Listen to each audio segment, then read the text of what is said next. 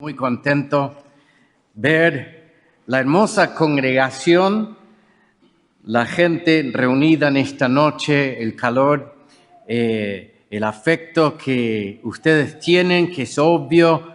Uno a veces entra en ciertas iglesias y nadie se saluda, te das cuenta de que no se quieren mucho y no es el caso aquí. Así que habla bien de una iglesia cuando es evidente ese amor entre los hermanos. Yo con mi señora, ella iba a estar esta noche, pero está con una migraña terrible, manda saludos. Pero con ella estuvimos hace 2 semanas, pasamos 10 días en Paraguay. Nunca habíamos ido, nunca habíamos conocido y fue un viaje realmente hermoso. Estuvimos en varias iglesias, entre ellas estuvimos en la iglesia del pastor Alex Goulart en Ciudad del Este.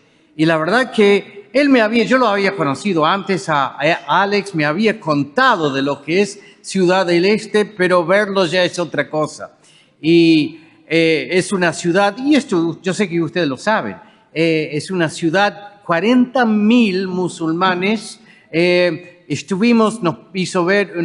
Nos hizo conocer la mezquita, nos hizo conocer un templo budista enorme. Realmente es un campo misionero. No solo eso, si es un lugar para la capacitación de misioneros. Y esto nos anima mucho. Estamos orando para ver si no se puede hacer un proyecto allá de armar un centro de capacitación misionera.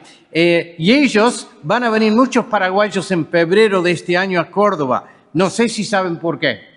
Nosotros aquí en Córdoba vamos a tener la cumbre misionera. Es algo que empezó hace 2 años en Sevilla. Algunos lo conocen, Alberto Puente, que trabaja con el Simeon Trust, y con varios pastores hemos venido trabajando para tener una conferencia de movilización misionera. Se hizo ya en Sevilla, se hizo este año, a principio de año, en Guatemala, y este año que viene, en febrero del 13 al 14, vamos a tener esa conferencia aquí en Córdoba. Bueno, los paraguayos van a venir, y eso creo que va a ser muy, muy lindo. Pero algo que me impactó fuertemente es de que una noche salimos a comer allá en Ciudad del Este. Por supuesto que fuimos a un restaurante árabe, muy rica la comida. Y al lado mío había una chica cordobesa, Nadia, que es de su iglesia. Y la verdad que pasé un momento, estuvimos toda la cena hablando, ella contándome de su experiencia, de su afecto por ustedes, el apoyo que ustedes han tenido. Entonces yo les quiero felicitar como iglesia, porque ustedes están dando el ejemplo. Así que gracias por dar ese ejemplo y bueno, me ha sido una tremenda bendición conocerla a ella. Y quiero darles sus saludos. Seguramente ya habló con ustedes en estos días, así que les traigo saludos atrasados, pero de igual forma fue de mucha bendición poder compartir ese momento con ella. En esta noche quiero hablarles algunos minutos sobre un tema que a lo mejor lo han escuchado varias veces, muchas veces, la inspiración de las Escrituras. Y un pasaje reconocido, si yo les hablo de la inspiración de las Escrituras, yo creo que incluso podrían adivinar el pasaje de esta noche. Segunda de Timoteo, capítulo 3, versículos 15 a 17. Vamos a estar trabajando este pasaje, pero quiero no solamente un poco hablar de la doctrina básica de la inspiración de las Escrituras a partir de este pasaje, sino quizás llevarlo un punto más allá. Nosotros en el mundo reformado, que no sé lo que es eso exactamente, depende de con quién hables, pero lo que sí estamos viendo en nuestros pagos, por nuestras tierras, es un cambio, una búsqueda de sana doctrina. Pero me temo que muchas veces nos conformamos con simplemente dominar la doctrina como sistema intelectual. y no entendemos en realidad la profundidad de las cosas que nosotros creemos, de que nos enseña la doctrina reformada. Y yo entonces esta noche quiero que planteemos la base de esta doctrina de la inspiración de las Escrituras, pero quizás llevarlo un punto más allá de lo que solemos hacer.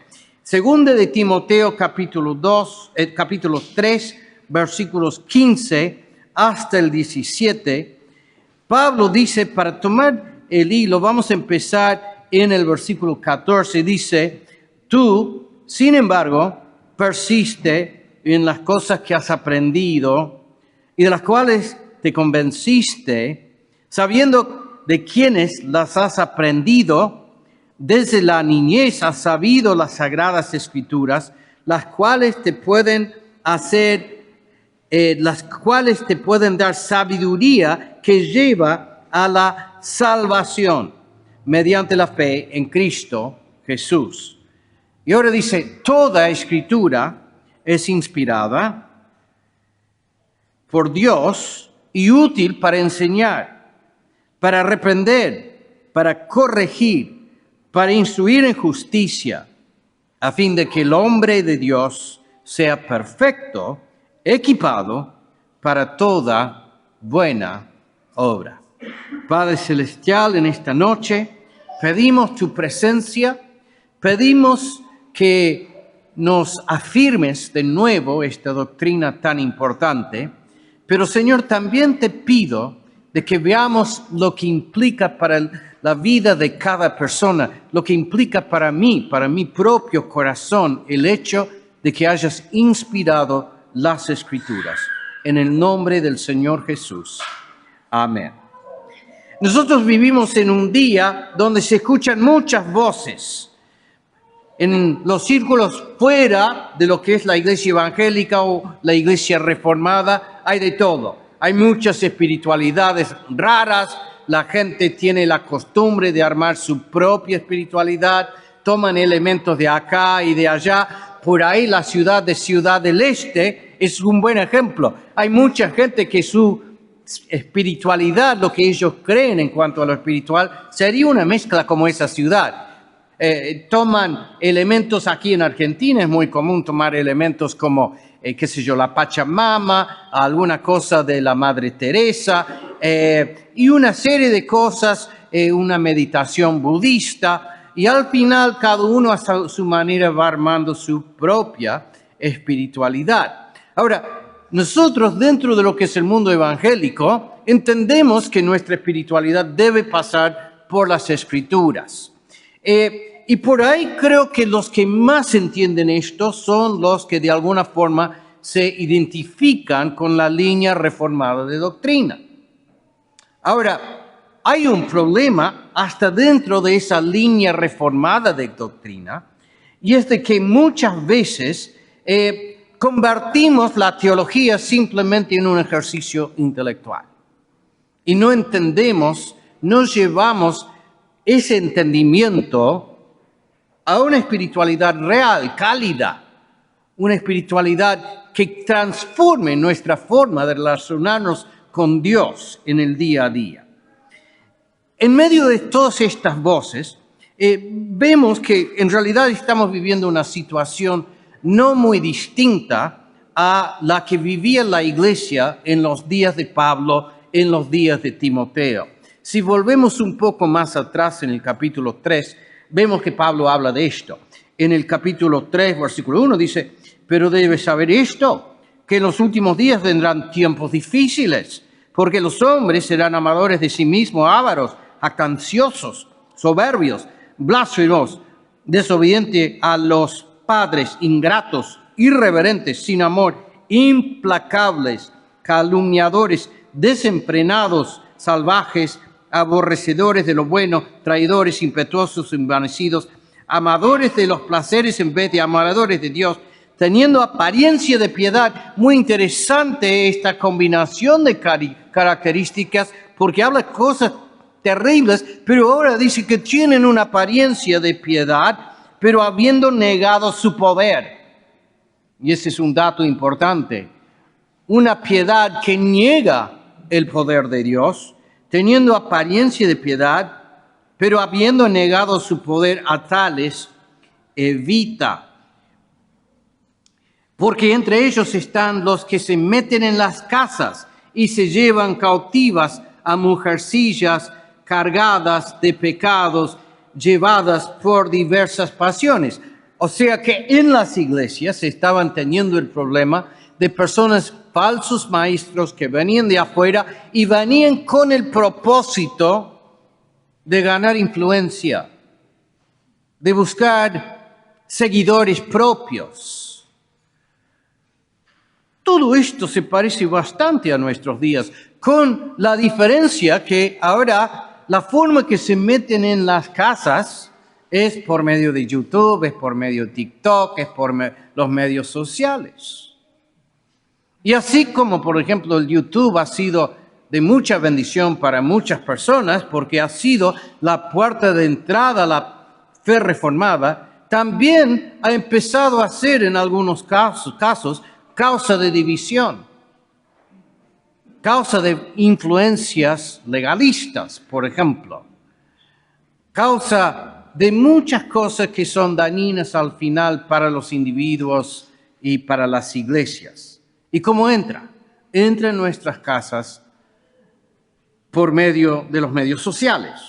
Se meten en las casas y llevan cautivas a las mujercillas cargadas de pecados, llevadas por diversas pasiones, que siempre están aprendiendo, pero nunca pueden llegar al pleno conocimiento de la verdad.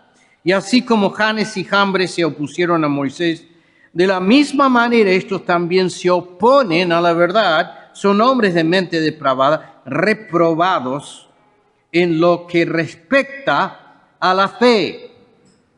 Así el mundo de la época de Pablo y de Timoteo, un mundo que en muchos aspectos se parece a nuestra propia realidad. Pero en medio de esto, Pablo dice, hay una voz distinta. No prestes atención a eso. En otra parte le dice Pablo a Timoteo, no te dejes llevar por argumentos que no tienen propósito, sino dice, y acá siguiendo, si leemos más abajo, encontramos cuál es el consejo de Pablo. Dice, pero tú, versículo 10, tú has seguido mi enseñanza. Pablo sabe cuál es su enseñanza, sabe de dónde se deriva su enseñanza, sabe la autoridad de su enseñanza como apóstol, y él dice, tú has seguido mi enseñanza. Lo pone en contraste con esa otra enseñanza, esos que buscan influencia. Tú has seguido mi enseñanza, mi conducta, propósito, fe, paciencia, amor, perseverancia. Si seguimos leyendo más abajo, encontramos esto en el versículo 14. Tú, lo hemos leído recién, tú sin embargo, de nuevo lo contrasta con aquellas personas que ha señalado en los primeros versículos del capítulo. Tú sin embargo persiste en las cosas que te has aprendido y de las cuales te convenciste sabiendo de quiénes las has aprendido. Acordate lo que has aprendido desde tu niñez. Fuiste enseñado por personas de confianza, por tu madre, por tu abuela, y después yo te he enseñado. Y todo esto vos sabés de que esta enseñanza se deriva no de ideas propias, no de inventos humanos, sino que están arraigadas en las Escrituras, de donde derivamos la sabiduría necesaria para llegar a la salvación.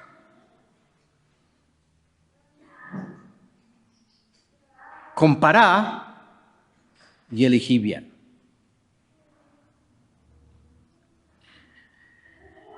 Es en este contexto que Pablo habla de las Escrituras y su inspiración.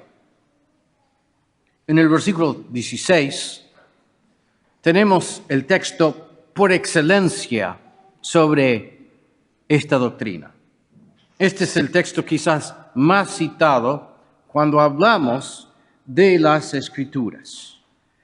En el versículo 16 dice, toda Escritura es inspirada por Dios y útil para enseñar, para reprender, para corregir, para instruir en justicia. Y ustedes seguramente saben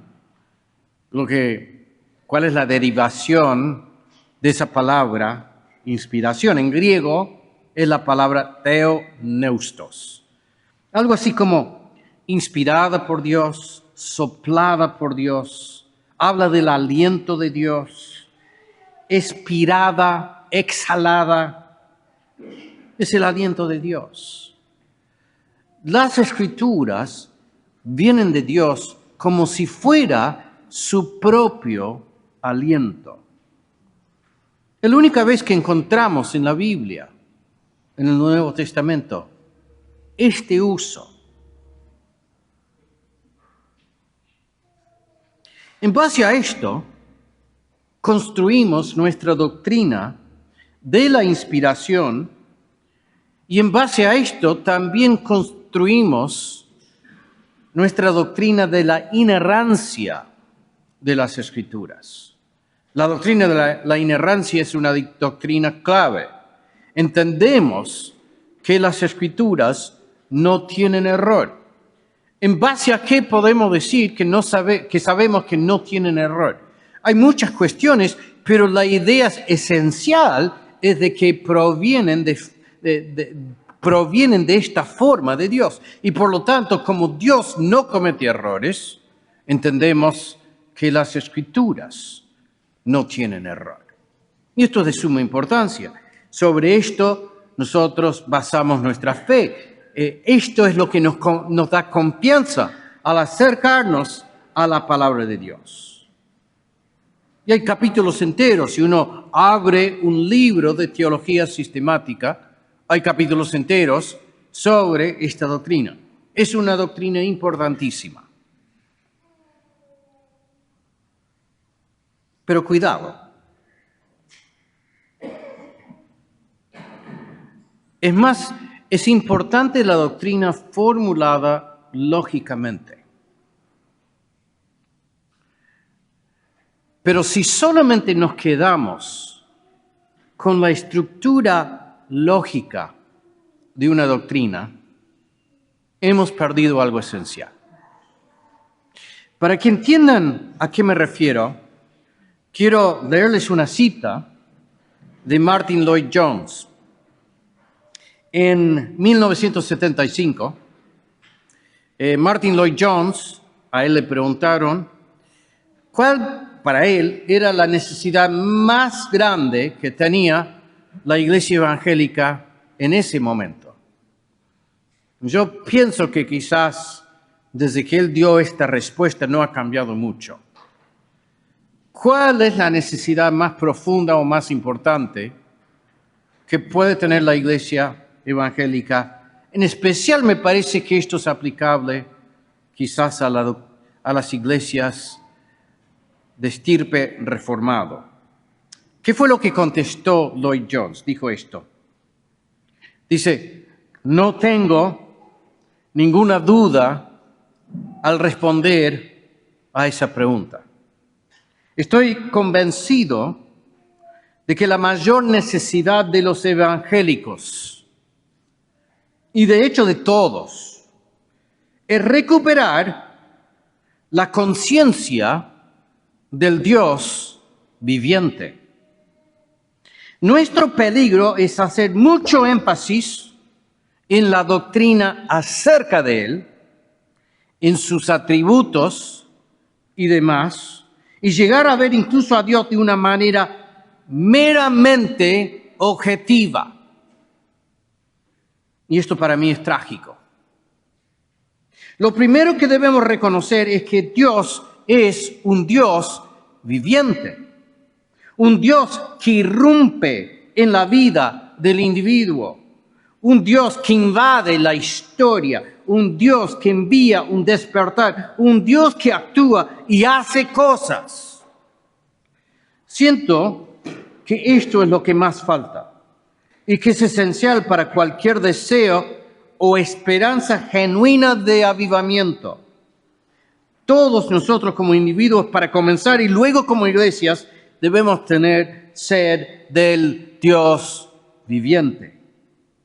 Y no estar jamás satisfechos hasta ser conscientes de que Él está tratando con nosotros y haciendo algo en nosotros. Y yo creo que esto lo podemos aplicar también a nuestras iglesias hoy en día. Y cuando empezamos a estudiar la doctrina, es bueno hacernos esta pregunta: si la doctrina la estamos viendo de una forma meramente objetiva, meramente lógica, meramente como una estructura intelectual.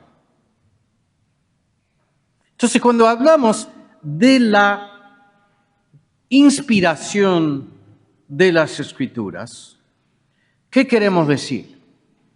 Solamente que proceden de Dios y solamente que por lo tanto son correctos. Sabemos que son inerrantes. Podemos manejar esa doctrina como si fuera simplemente una ecuación matemática. Dios lo dijo, esto más esto, por lo tanto, y es igual a esto. ¿O hay algo más? Con el uso de esta palabra theopneustos, respirada por Dios, Pablo conecta la palabra escrita, la Biblia, la palabra divina vocalizada cuando Dios ha hablado y el aliento creativo de Dios. ¿Se acuerdan que en Hebreos, en el primer capítulo, los primeros 2 versículos de Hebreos, dice esto? Dios habiendo hablado mucho tiempo, Dios siempre ha hablado, habiendo hablado mucho tiempo y en muchas ocasiones y de muchas maneras a los padres por los profetas, en estos últimos días nos ha hablado por su Hijo. ¿Cómo nos habla Dios? Nos habló por la Biblia, nos habló de forma verbal y nos habla por medio de su Hijo, a quien constituyó heredero de todas las cosas, por medio de quien hizo también el universo. Hay una conexión entre estas cosas. Cristo, el creador del universo, la palabra de Dios creadora, la palabra revelada de forma verbal y de forma escrita. Y la palabra de Dios es poderosa y es creativa. Es vivificante. Ahora, manejando la doctrina tenemos que tener cuidado, no debemos confundir, perdón el uso de esta palabra, pero ontológicamente la palabra escrita y la palabra encarnada, pero en los dos casos proceden de Dios. Y hay una relación misteriosa que yo por lo menos no logro entender del todo, o quizás muy poco. Sabemos que la palabra de Dios es creativa, es poderosa, efectúa cambios. En el Salmo 33, versículo 6, vemos una relación entre su palabra, de nuevo, entre la palabra y el aliento divino. Donde dice, acá dice, por la palabra del Señor fueron hechos los cielos. Lo que antes no existía empezó a existir por la palabra pronunciada de Dios. Y todo su ejército por el aliento de su boca. La palabra, el aliento de Dios. Hay una relación, son vivificantes. Es lo que dice Génesis capítulo 2, versículo 7. Entonces el Señor Dios formó al hombre del polvo de la tierra y sopló en su nariz. ¿Qué cosa? El aliento de la vida. La misma vida se deriva del aliento divino. En Salmo 33 se equipara el aliento con la palabra. Pablo, en 2 de Timoteo, relaciona ese aliento vivificante con la misma palabra de Dios, que también es vivificante. Entonces el Señor Dios formó al hombre del polvo de la tierra y sopló en su nariz el aliento de vida, y fue el hombre un ser viviente. ¿Se acuerdan el relato de la resurrección de Lázaro? Juan capítulo 11. Juan capítulo 11, los versículos 38 hasta el 44, donde dice: entonces Jesús, de nuevo profundamente conmovido, lo habían llamado, ¿se acuerdan? Lo habían llamado porque había muerto Lázaro. Demoró varios días, 3 días, 4 días. Entonces Jesús, de nuevo profundamente conmovido, fue al sepulcro. Era una cueva y tenía una piedra puesta sobre ella. Quiten la piedra, dijo. Me encanta eso. Voz de autoridad. Jesús habla, sus siervos obedecen.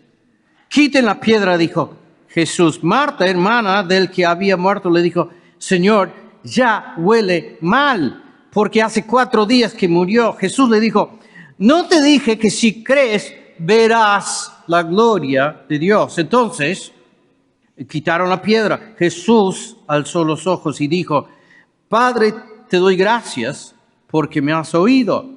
Yo sabía que siempre me oyes, pero lo dije por causa de la multitud que me rodea, para que crean que tú me has enviado. Habiendo dicho esto, gritó con fuerte voz: Lázaro, sal fuera. Voz de autoridad, voz vivificante.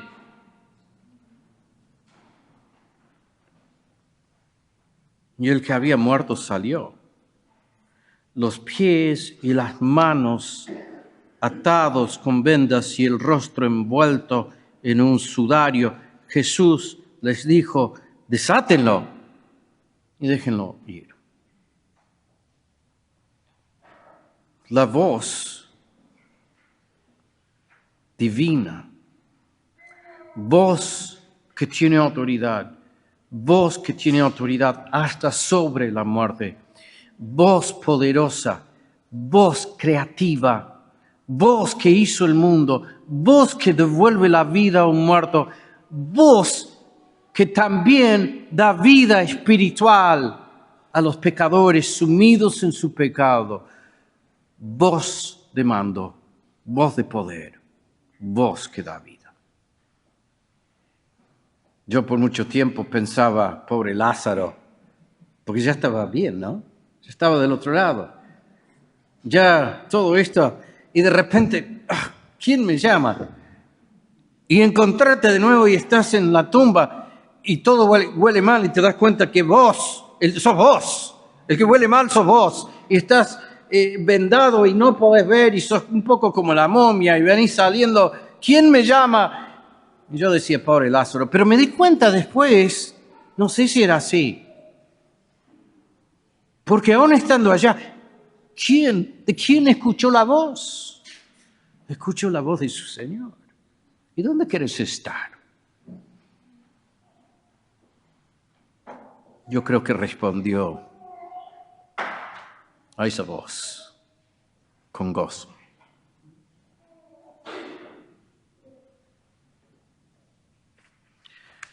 El aliento de Dios, la palabra de Dios, las escrituras son vivificantes. ¿Vieron cuando llueve y las plantas en el jardín? Tuvimos aquí muchos meses sin lluvia y llovió la semana pasada. Cayó agua y todas las plantas es como que respiran de nuevo. Las semillas germinan. Las plantas absorben el agua, se paran de nuevo, recobran su color. Empieza el proceso, empieza la primavera, empiezan a salir las flores. Es lo que está pasando en mi casa, por lo menos. Esa agua que cae, así es la palabra del Señor. Cuando cae sobre nosotros, trae nueva vida. Nuestras propias palabras a veces tienen ese impacto. Yo tengo 3 hijos adultos y gracias al Señor los 3 andan en los caminos del Señor. Pero no todo es fácil. Una de las cosas más difíciles para un padre es ver cómo los hijos adultos pasan también por sus momentos de prueba, por las dificultades inevitables. Y a veces son lastimados, uno los ve dolidos. Y ya no es como cuando eran niños, porque cuando eran niños vos podías resolver ya. Fuera de dar un consejo, hay poco que se puede hacer.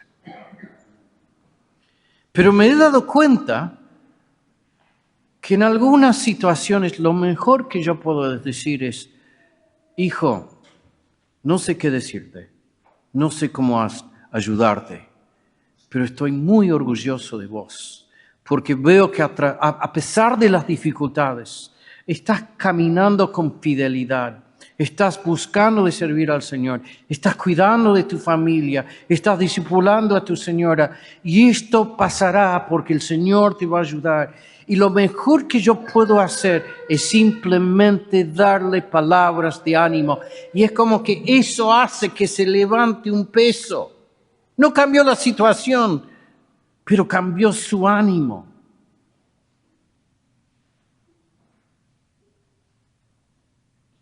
Y cuanto más las palabras de nuestro Señor, que sí pueden cambiar cualquier situación.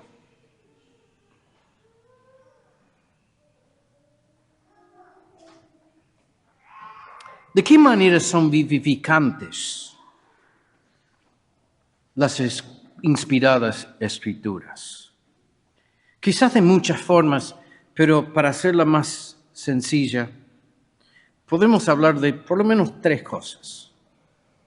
Son vivificantes en el momento de la salvación. Por las escrituras Dios nos salva. Segundo, en la santificación, en nuestro crecimiento. Literalmente, como esa lluvia, nos hacen crecer. Y tercero, la palabra del Señor, al final de los días, nos hará resucitar en nuestros cuerpos, como fue resucitado Lázaro. Vamos a ver cada uno de estos rápidamente. Primero, la palabra nos da vida, o sea que la palabra, por medio de la palabra, somos salvos. Según de Timoteo 3:15, lo que hemos visto ya, Pablo le dice: desde la niñez has sabido las sagradas escrituras, las cuales te pueden dar la sabiduría que te lleva a la salvación mediante la fe en Cristo Jesús. ¿Cómo somos salvos? Por el oír. Y el oír por la palabra de Dios. La palabra de Dios da nueva vida. Los falsos maestros, una característica de los falsos maestros, vimos en el versículo 5, de que ellos niegan el poder de la palabra, teniendo apariencia de piedad, pero habiendo negado su poder. A tales evita. O sea que ellos solo intelectualizaban la palabra de Dios. Versículo 7 dice que siempre están aprendiendo, llenando sus cabezas de ideas nuevas. Siempre están aprendiendo, pero nunca pueden llegar al pleno conocimiento de la verdad. Para ellos era simplemente un sistema intelectual. Y hermanos, debemos cuidarnos de que nuestra teología reformada no se vuelva una especie de gnosticismo.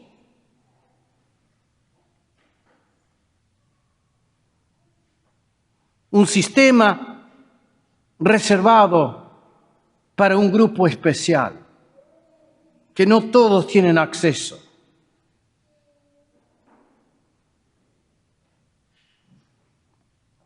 La palabra de Dios, bien manejada, bien predicada, bien compartida, produce nueva vida. Romanos 10, 17, así que la fe viene del oír y el oír por la palabra de Dios. Santiago 1, 18, en el ejercicio de su voluntad, dice, Él nos hizo nacer por la palabra de verdad. ¿Cómo nos hace nacer? Por la predicación de la palabra de verdad. La palabra predicada con fidelidad y bajo el poder del Espíritu Santo es poderosa y transformadora, es vivificante, salva al pecador.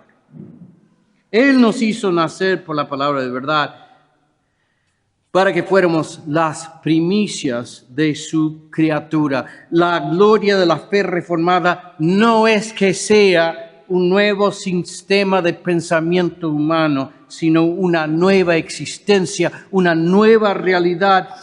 Es creadora de una nueva raza humana ligada a Cristo. Somos nuevas criaturas en Él. Entonces, ¿qué produce la palabra? Produce la salvación, produce nueva vida. Segundo, la palabra nos santifica. Nos limpia, nos lava su palabra. Segundo Timoteo, capítulo 3, versículo 16, toda escritura es inspirada por Dios y útil para enseñar, para reprender. Qué feo ser reprendido, qué bueno ser reprendido. Para corregir, para instruir en justicia, para mostrarnos el camino que debemos transitar, a fin de que el hombre de Dios sea perfecto, o sea, maduro, completo, íntegro. Pablo decía, lucho para presentar a cada hombre, a cada persona, cada creyente maduro en Jesucristo, equipado para toda buena obra. La palabra de Dios nos santifica. Según 1 Tesalonicenses capítulo 2, versículo 13, dice, por esto también nosotros sin cesar damos gracias a Dios de que cuando recibieron la palabra de Dios, que oyeron de nosotros, la aceptaron no como la palabra de hombres, sino como lo que realmente es la palabra de Dios, la cual también hace su obra en ustedes, los que creen. La palabra, por medio de la palabra, somos convertidos, renovados, salvos. Tenemos nueva vida espiritual, pero no termina el proceso. Ahora obra en nosotros constantemente.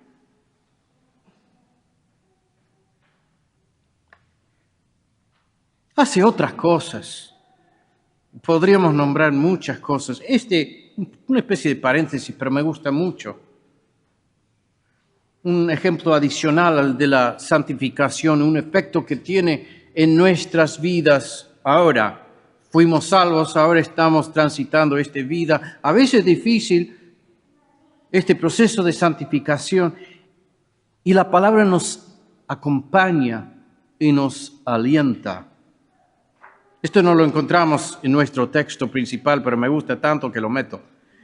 Salmo 19, 7 dice, la ley del Señor es perfecta, que restaura el alma. Se sienten cansados, abatidos, burnout, ¿les ha pasado? A los pastores les pasa, a mí me ha pasado.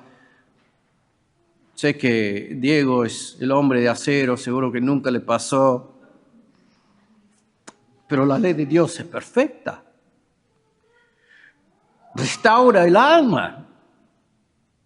El testimonio del Señor es seguro, que hace sabio al sencillo.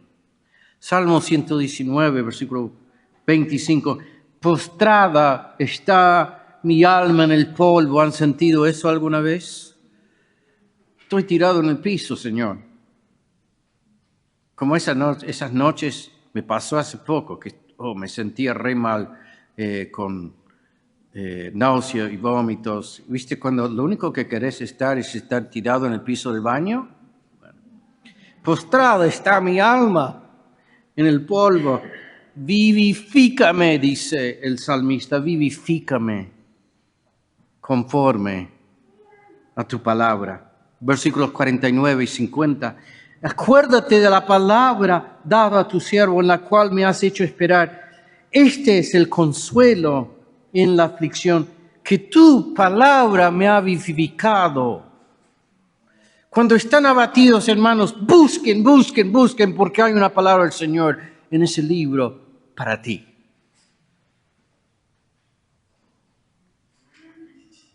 La palabra santifica y la palabra nos acompaña por la vida. Y al final de los tiempos, la palabra nos hará resucitar. No tenemos tiempo de verlo, pero entrando al capítulo 4, Pablo, el apóstol, empieza a establecer un marco ya escatológico. Está próximo a morir. Él está pensando ya en su horizonte escatológico. Termina su vida. En el versículo 8 dice: en el futuro me está reservada la corona de justicia que el Señor, el juez justo, me entregará en aquel día, y no solo a mí, sino también a todos los que aman a su venida. Estás pensando en el futuro escatológico. Estás pensando en el futuro final muy cercano de su propia vida. ¿Se acuerdan lo que dice en Primera de Tesalonicenses? Pues el Señor mismo descenderá del cielo con voz de mando, voz de autoridad, esa misma voz del Señor frente a la tumba de Lázaro, voz de mando, con voz de arcángel, con la trompeta de Dios, y los muertos en Cristo se levantarán primero. Esa voz creadora, esa voz vivificante, dará nueva vida a nuestros cuerpos muertos. Lázaro, sal de ahí. Samuel, sal de ahí. La palabra de Dios es poderosa, es creadora, produce cambios, da nueva vida. Es por esto que Pablo le dice que predique, Timoteo, que predique esta palabra con fidelidad. En la presencia de Dios y de Cristo Jesús, que ha de juzgar a los muertos. Esto es el capítulo 1, justo después de ese pasaje sobre la palabra inspirada. En la presencia de Dios y de Cristo Jesús, que ha de juzgar a los vivos y a los muertos por su manifestación y por su reino, porque se acerca su venida. Te encargo solemnemente, predica la palabra. Predica la palabra. Porque es palabra viva. Porque es palabra santificadora.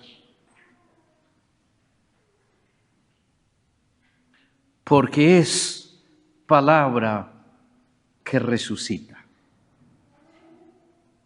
Predica la palabra.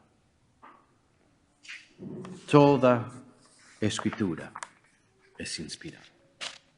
Padre Celestial, gracias por tu poderosa palabra. En el nombre del Señor Jesús.